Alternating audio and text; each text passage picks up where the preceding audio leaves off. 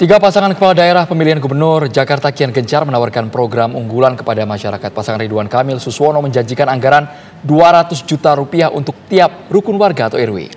Ya, sementara Pramono Rano Karno pemirsa bakal menghidupkan balai rakyat di tingkat RT RW, adapun calon independen Dharma Kun menyiapkan program selamatkan jiwa keluarga dan pemerataan kesejahteraan rakyat. Program siapa yang paling mengikat warga Jakarta, pemirsa, dan program mana saja yang mungkin diterapkan? Untuk membahasnya telah bergabung bersama kami ada pakar politik, yaitu ada Prof. Burhanuddin Muhtadi, dan juga ada pakar kebijakan publik, yaitu ada Pak Agus Pambagio. Tapi sebelum kita mendiskusikan mengenai program-program yang luar biasa dari ketiga pasangan calon gubernur dan wakil gubernur Provinsi Jakarta ini, pemirsa, kita simak terlebih dahulu sejumlah program unggulan yang diusung oleh masing-masing paslon berikut ini.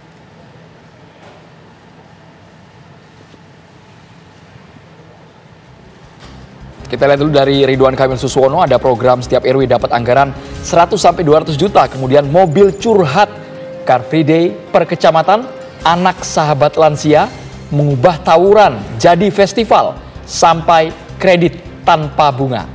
Kemudian untuk program yang diajukan oleh Pramono Anung Rano Karno pemirsa, adanya balai rakyat di level RT dan RW, kemudian jalan layang khusus motor dan sepeda, semua RT dan RW memiliki kamera pengawas dan memperpanjang jalur LRT.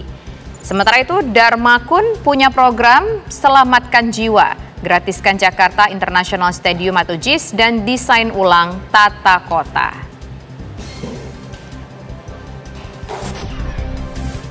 Ya, pertama saya ingin ke Pak Agus Pambagio terlebih dahulu. Pak Agus Pambagio, sebagai pengamat kebijakan publik, program mana yang menurut Anda punya nilai tawar paling tinggi untuk Jakarta? Gini, di negara yang hobinya korupsi itu, program-program itu mayoritas mengundang orang untuk mengutil duit negara. Ya, contoh misalnya itu tadi 100-200 juta, itu di Bandung nggak ada hasilnya rasanya. Terus 100-200 juta itu udah pasti nanti dipotong sekian-sekian, paling tinggal 50-60%. Jadi nggak akan jalan.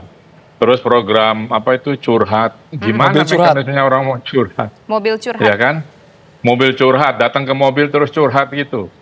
Kan aneh juga ya, saya nggak tahu mekanisme seperti apa, tapi itu akan sulit dilakukan. Bagaimana caranya, mekanismenya harus dijelaskan. Nah, itu semua program itu tentu perlu detail. Dan kalau yang tadi Pramono Anung itu jalan layang untuk motor, saya rasa itu akan rumit karena Jakarta sudah padat, bangunnya seperti apa.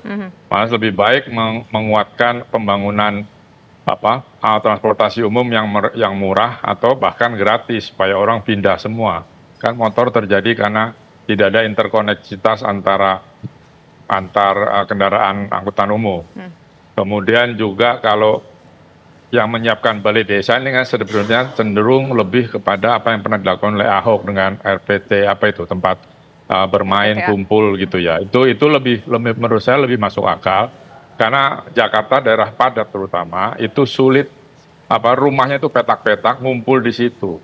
Jadi saya dulu pernah bilang bahwa program yang mengumpulkan tempat apakah balai desa atau tempat bermain itu adalah program KB. Karena orang akan datang ke situ, ke tempat itu, dia berolahraga, bercengkrama dan sebagainya, masuk rumah, sudah malam, lelah, tidur. Karena rumah itu petaannya 2x4, 3 kecil nyampur, anak, ibu, cucu bahkan. Nah itu berbahaya secara sosial. Jadi program itu lebih masuk akal.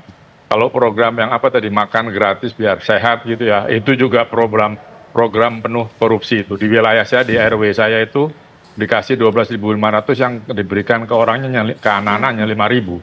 Sisanya disunat di kelurahan di mana-mana. Jadi itu riskan sekali. Itu menurut saya.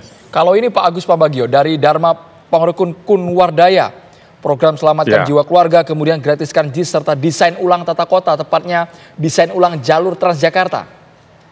Ya, oke. Di Transjakarta sudah punya rutenya 13 yang belum semuanya penuh ya. Itu rute menata, yang penting gini, kalau menata angkutan umum itu harus first mile, last mile. Jadi keluar rumah itu sudah ada angkutan umum, kemudian dia turun di mana, di situ juga sudah ada angkutan umum, tinggal jalan kaki. Itu dibenahi. Bagaimana first mile, last mile dibenahi daripada aneh-aneh membuatnya. Karena kan Jakarta hanya perlu itu saja, perlu angkutan umum yang terintegrasi sehingga orang tidak bawa kendaraan pribadi. Oke. Baik, sekarang kita ingin menuju ke Prof. Burhan. Prof. Burhan, kalau Prof. Burhan melihat program-program ditawarkan oleh ketiga paslon ini seperti apa? Apakah ini cukup seksi, cukup menarik bagi pemilih Jakarta? Memang bedanya Pilkada 2024 dibanding sebelumnya adalah tidak ada calon gubernur petahana. Dan ini menyulitkan, terutama buat kandidat yang berasal dari kubu penantang, karena tidak bisa memberi semacam ini program yang membedakan dengan apa yang sudah dilakukan oleh petahana. Nah, ini berbeda misalnya dengan 2017, saat itu petahananya jelas, yaitu Ahok. Kemudian 2024 kalau misalnya Anies maju, itu jelas siapa yang mau di-challenge, programnya Anies plus minusnya seperti apa. Nah, kali ini tiga pasangan ini tidak ada yang punya diferensiasi, terutama dari latar belakang kepetahanaan. Nah, Ridwan Kamil tidak bisa disebut sebagai petahana, meskipun dia didukung oleh 18 partai yang sebagian besar itu berasal dari pemerintahan pusat.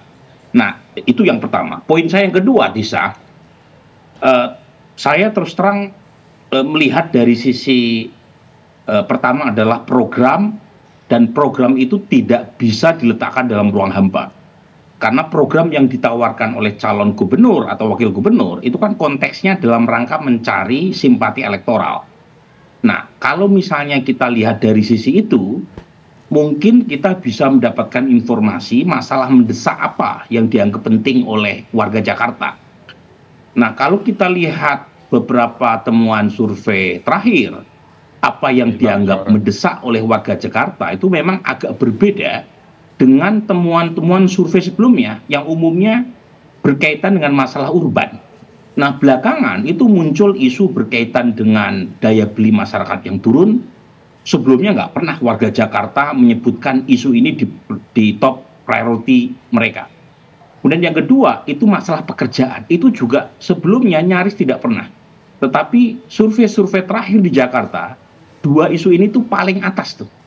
Mungkin berkaitan dengan isu deflasi. Udah beberapa bulan terakhir kita mengalami deflasi, daya beli masyarakat turun, dan itu punya impact kepada warga Jakarta. Artinya program jangka pendek terkait dengan peningkatan daya beli masyarakat, plus yang kedua adalah berkaitan dengan penyediaan lapangan pekerjaan, itu krusial. Selain isu-isu urban yang masih sering muncul disebut oleh warga Jakarta dalam survei. Yang pertama yang saya terus terang kurang melihat dari ketiga paslon ini, skema dan sekaligus tawarannya apa, yang sering disebut adalah transportasi publik. Nah, apa kira-kira tawaran konkretnya yang tidak sporadis tapi betul-betul konkret dan terintegrasi. Yang kedua, ini juga tidak disebut secara spesifik baik oleh Ridwan Kamil, oleh Pramono Anung maupun oleh Dharma, yaitu penanganan banjir.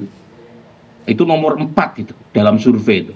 Jadi banjir bahkan lebih urgent dibanding macet agak turun ya. Sebelumnya, terutama sebelum kita punya MRT dan LRT, macet selalu nomor pertama menurut warga Jakarta, tapi belakangan agak turun, justru banjir. Dan kita belum tahu proposal apa yang ditawarkan oleh ketiga paslon. Termasuk misalnya ini yang masalah urban yang sering disebut top 5, pengelolaan sampah. Apa tawarannya ini? Nah, dan terakhir adalah air bersih. Nah, menurut saya 4 isu ini, selain 2 isu pertama yang berkaitan dengan penurunan daya beli maupun penciptaan lapangan pekerjaan, itu belum diberikan proposalnya secara menyeluruh oleh ketiga paslon. Baik, Prof. Burhan, tapi kalau yang sekarang, Prof. Burhan melihatnya apakah dengan hal konkret seperti dikucurkan dana ratusan juta rupiah ke masyarakat, ke tingkat RW, ke tingkat RT, apakah itu dirasa tidak bisa menarik simpati warga, Prof. Burhan?